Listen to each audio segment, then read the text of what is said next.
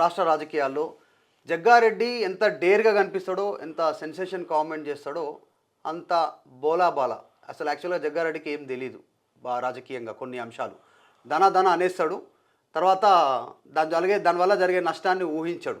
అట్లాంటి స్టేట్మెంట్. హరీష్ రావు మీ ప్రధాన ప్రత్యర్థి మీ జిల్లాలో తక్కువ మాట్లాడతాడు, ఎక్కువ బ్యాక్గ్రౌండ్ వర్క్ చేస్తాడు.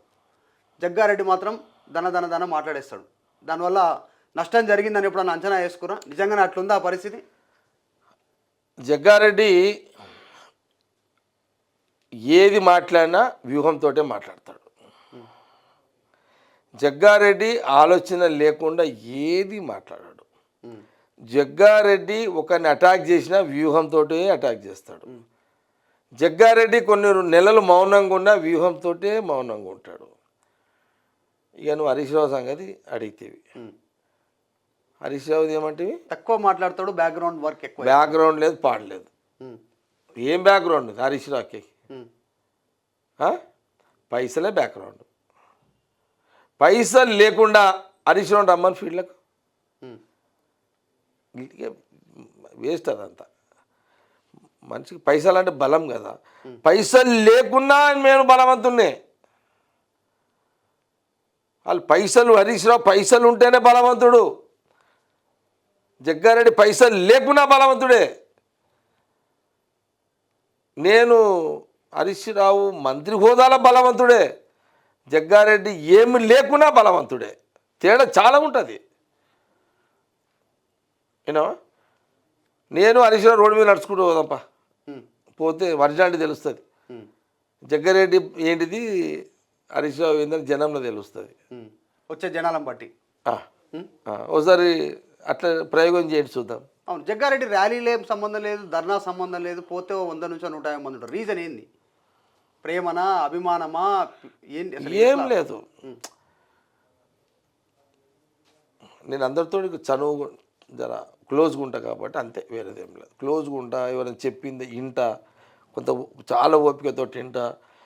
నేను ఇన్ని ఊకోన్నది అది ఉన్నది నోటి చేసుకుంటా, వాళ్ళ ఫోన్ నెంబర్ తీసుకుంటా, మా వాళ్ళు ఎమ్మడున్న చెప్తా, మళ్ళీ అది ఏదైనా ఉంటే చెప్తా, లేదన్నా బాధలు ఉన్నోడు ఉంటే ఇంట ధైర్యం ఇస్తా, నాకు తోచిన సాయం చేస్తా.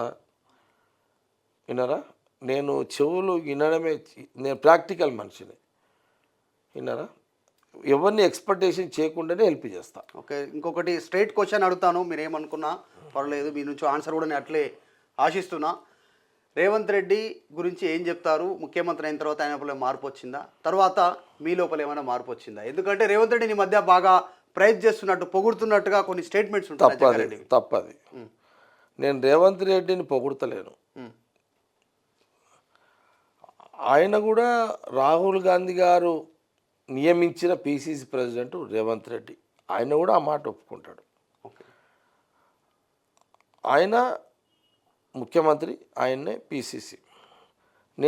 ఆయన కాంగ్రెస్ పార్టీ, నేను కాంగ్రెస్ పార్టీ. నా పార్టీ ముఖ్యమంత్రిని నేను వెనుక మీదేసుకోవాల్సిన బాధ్యత నాకుంది. ఇప్పుడు ఆయన ఆ పొజిషన్లో రాహుల్ గాంధీ గారు అక్కడ ఆయన కూర్చుని పెట్టాడు. పిసిసితో పోస్ట్తో పాటు ముఖ్యమంత్రిగా రాహుల్ గాంధీ గారు ఆయన కూర్చుని పెట్టాడు. ఆయన కాంగ్రెస్ పార్టీ ముఖ్యమంత్రి Revanth Reddy. Jaggareddy Congress party working president. Jaggareddy Congress party కార్యకర్త. నా డ్యూటీ అది. ఇక్కడ వ్యక్తిగత నేను పోను, నా స్టైల్ కాదు అది. నేను అట్లా పోను. అది సీఎం హోదాలో ఉన్న రేవంత్ రెడ్డి కూడా తెలుసు. నాతో ఎవరు మాట్లాడలేదనుకో, నేనే మాట్లాడేవాడితోటి మాట్లాడా. ప్రేమతో మాట్లాడేదనుకో, ప్రేమతోటే ఉంటా. నేను పడి ప్రేమల జోలికి పడి పోనట్లా పోను.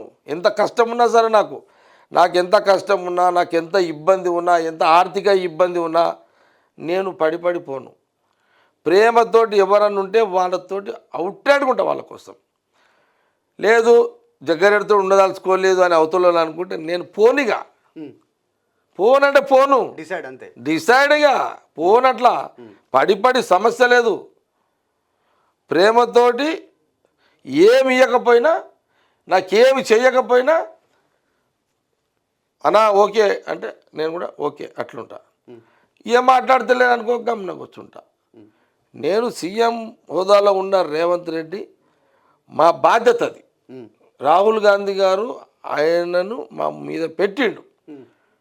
మేము ఆయన ఎంబడి ఉన్నాము అని అంటే రాహుల్ గాంధీకి ఉన్నట్టేగా. Okay right. నువ్వు అంటే రాహుల్ గాంధీ రేవంత్ రెడ్డిని చూడకి కాడా, రేవంత్ రెడ్డి రాహుల్ గాంధీని చూడ ఆయన దగ్గర. ఓకే పార్టీ డిసిషన్ ఫైల్ వేసింది. అంటున్నట్టు. ఒకటి జగ్గారెడ్డి గురించి, ఒకటి ఓటమి తర్వాత చాలా చర్చ జరుగుతూ ఉంది. అఫ్ కోర్స్ మీరు కూడా చాలాసార్లు మాట్లాడారు, ఇప్పుడు కూడా చెప్పారు. మరొకసారి ఓటమి గురించి, జగ్గారెడ్డి ఓటమి చెందిన తర్వాత సంతోషపడ్డ వాళ్ళు ఎవరు, బాధపడ్డ వాళ్ళు ఎవరు? కాన్స్టిట్యున్సీ ప్రజలు చాలామంది మీ దగ్గరకు వచ్చిరన్నారు, అన్న లాస్ట్ మూమెంట్లో తెలిసినట్టే మేము కొంచెం హెల్ప్ చేస్తుండే, వస్తుండే, ఇట్లా పంపిస్తుండే, అంత పంపిస్తున్నాను. నిజంగా ఆ పరిస్థితి ఉందా? మీ పార్టీలో సంతోషపడే వాళ్ళు ఉంటే ఎవరు మీరు ఓటమి చెందినటువంటి సమయాన్ని? నేను సంగారెడ్డి ఎమ్మెల్యేగా గెలుస్తుంటే సంగారెడ్డి ప్రజలు హ్యాపీగా ఉండేటోళ్ళు. నేను ఇప్పుడు ఓడిపోయినా కాబట్టి నేను హ్యాపీగా ఉన్నా. అంటే ఇది అర్థం కాలంటే అంతే. నేను గెలిచి ఉంటే నా గవర్నమెంటు వాళ్ళకు ఎమ్మెల్యే హోదాలు ఏదంటే అది చేసి పెడుతుంటే, ఇప్పుడు నాకు నేనంతా ఇప్పుడు ముఖ్యమంత్రి గారి దగ్గర పోయి నేను ఆ రైట్స్లో నేను కొంత వీక్ అయిపోయాను. ముఖ్యమంత్రి ఎమ్మెల్యే హోదాలో పోయి అడగడం వేరుంటుంది, నేను ఎమ్మెల్యే లేకుండా పోయి కొంత ఇబ్బందిగా ఉంటుంది.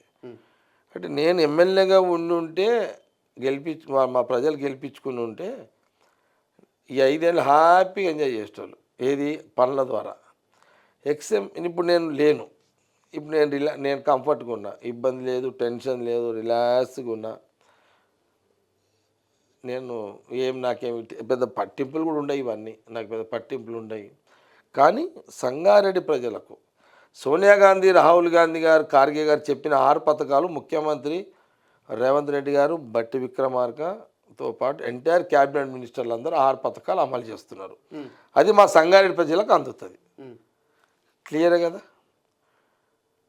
కాబట్టి నియోజకవర్గంలో అధికారంలో కాంగ్రెస్ ఉంది కాబట్టి మా బ్లాక్ ప్రెసిడెంట్, మా పార్టీ ప్రెసిడెంట్, కాంగ్రెస్ పార్టీ కార్యకర్తలందరూ అధికారులు గవర్నమెంట్ చెప్పింది వింటారు. కాబట్టి మా వాళ్ళు ఎవరు పోయినా, కలెక్టర్ అయినా, ఎస్పీ అయినా, డిఎస్పీ, సిఏలు, ఆర్డీఓలు, ఎంఆర్ఓలు పని చేస్తారు.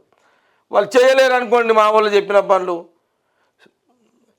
ముఖ్యమంత్రి గారు చెప్తా అయినా వీళ్ళు పనులు చేస్తలేరు, వీళ్ళని వీక్ వాడేసి ఇంకొని తెచ్చి పడేయంట. ఎవరైనా ఉండని, కలెక్టర్ ఉండని, ఎస్పీ ఉండని, డిఎస్పీ ఉండని, సిఏలు ఉండని, ఎస్ఎల్, ఆర్డీఓ, ఎంఆర్ఓలు ఎవరైనా ఉండండి. మా అధికారం కాంగ్రెస్ కదా. వాళ్ళు మా నాయకులు చెప్పినట్టు చేసుకుంటే ఇబ్బంది లేదు. చేస్తలేరని మా వాళ్ళు చెప్పిరనుకో, ఇక వీళ్ళంతా నాడు సీఎం గారు చెప్తాపా అని చెప్పి పంపిస్తా అంతే. అదొక్క పని మా వాళ్ళకి చేసి పెడతా. ఎందుకంటే వాళ్ళు ఎప్పుడు ఫీల్డ్లో ప్రజల మధ్యలో ఉంటారు కదా కాంగ్రెస్ పార్టీ లీడర్లు అందరూ. కాబట్టి ఆ ఇబ్బంది ఏం లేదు, ఇవన్నీ చేసి పెడతా.